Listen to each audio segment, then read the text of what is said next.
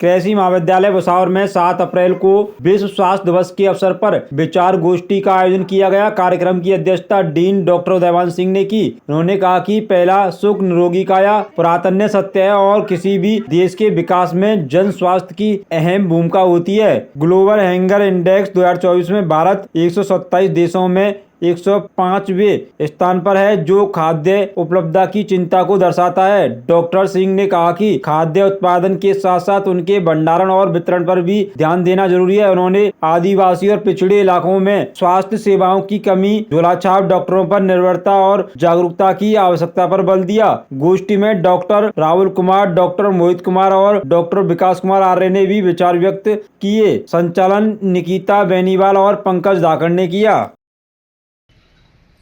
कृषि महाविद्यालय भुसावर पर आज 7 अप्रैल को विश्व स्वास्थ्य दिवस के उपलक्ष्य में एक विचार गोष्ठी का आयोजन किया गया।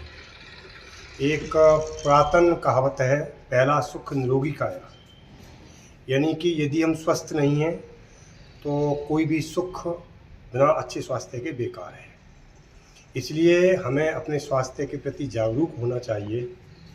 यदि हम भारत की स्थिति देखें तो हंगर इंडेक्स में 125 देशों में से हमारा स्थान 105वां है, यानी कि हमारे लिए पर्याप्त मात्रा में फल, सब्जी, खाद्यान्न या दूध, दालें उपलब्ध नहीं है।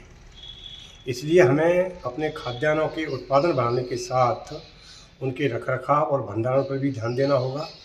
साथ ही हमें अपने इलाज को भी थोड़ा सस्ता करना पड़ेगा। विशेषकर आदिवासी इलाकों में ज़्यादा संख्या में हॉस्पिटल खोलने होंगे।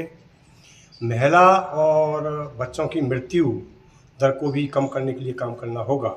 उनके स्वास्थ्य के लिए एक विशेष नीति, व्यापक नीति बनानी पड़ेगी, ताकि प्राथमिक रूप में ही हमारे बच्चे स्वस्थ रहें। यदि बच्चे का स्वास्थ्य अच्छा है तो भविष्य में हम अच्छे स्वास्थ्य की कल्पना कर सकते हैं।